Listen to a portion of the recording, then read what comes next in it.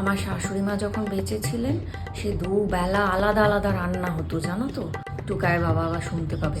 আস্তে আস্তে বলি, তো শোনো না, তো সে কি ঝামেলা, বিয়ের পরে দুবেলা সে আলাদা আলাদা তরকারি, ডাল সব।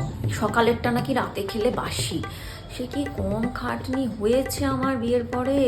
যাক বাবা, এখন নিজের সংসার হয়েছে, আমি তো ভাতটা টাটকা টাটকা করে নিই দুবেলা। টুকার বাবা একদম ঠান্ডা ভাত খেতে পারে না, কিন্তু তরকারি আমি দিনে যেটা করে রাখি সেটাই রাতের জন্য বেশি করে করে ফ্রিজে ঢুকিয়ে রাখি গরমকালে। শীতকালে তো আর খারাপ হওয়ার ব্যাপার থাকে না।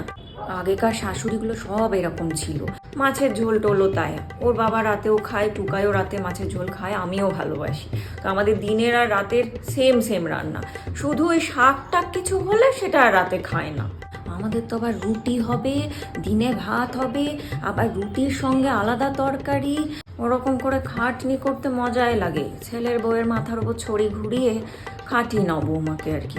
মেজো দেওর এই খাবে না, ছোট দেওর এই খাবে না, তার জন্য আলাদা, মানে 69-64টা। ভাবো তাই কি যে যন্ত্রণায় আমিও দিন কাটিয়েছি, কি বলবো। আমি তো তাই বলি, আমার ছেলেটার যখন বিয়ে হবে প্রথমে বলে দেবো, বাবা তুই আলাদা থাক বউকে নিয়ে, তুইও শান্তিতে থাকবি, আমরাও শান্তিতে থাকবো। বউয়ের মুখ ঝামটানি আমাদেরকেও সহ্য করতে হবে না। আর ওই শাশুড়ির মুখ ঝামটানি সহ্য করে দিন কাটিয়েছি, আর বুড়ো বয়সে বউয়ের মুখ ঝামটানি সহ্য করবো না বাবা।